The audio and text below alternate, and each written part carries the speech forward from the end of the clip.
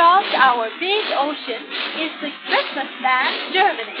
There, the wonderful toy makers work all the year round, making Christmas dolls and wooden animals and airships and more trains than you could run. And the glass blowers are busy making dainty glass balls of all the rainbow colors to trim the Christmas tree. And from the Christmas land comes the story about little Peter, who lived down the edge of the Black Forest.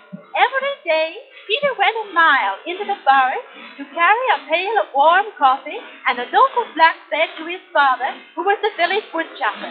In the winter, it was a long, cold journey, but Peter didn't mind. Hadn't he the little fir tree to meet and pass the time of day with each trip? It was the tiniest and the straightest and the most beautifully pointed tree in the whole forest. At least so Peter thought. It was summertime when Peter first spied the little tree and laid his hand on its little green branches as he whispered, "You are fine enough to be a Christmas tree.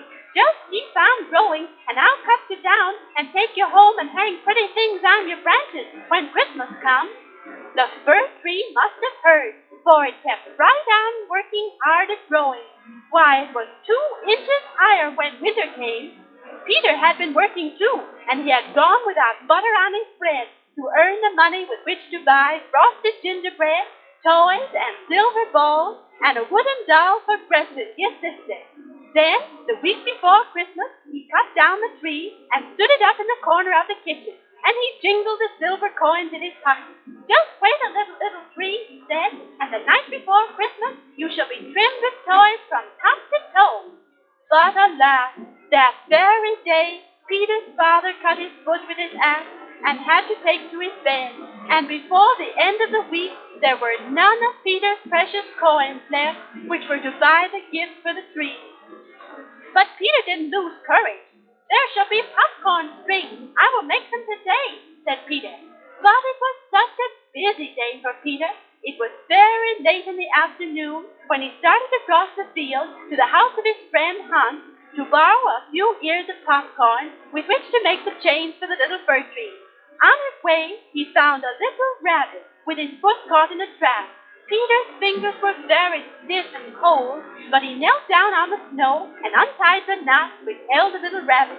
And as he worked, the twilight of Christmas Eve fell upon forest and field. The shadows drew near, and a beautiful star beamed out in the sky. As the grateful rabbit leaped off free and happy, Peter looked up. Why, it was too late for the popcorn. He would never be able to find his way through the dark. So all he could do was to go home. Everyone in the house had gone to sleep. There in the corner, untrimmed and bare, stood the little fir tree. Peter put his hand softly on its green branches and said, "Poor little fir tree, why, you're all covered with cobwebs because I didn't have time to even dust you off. I'm so sorry." Then, when all the world was sleeping, even little Peter, the Christ child, came walking from out the forest.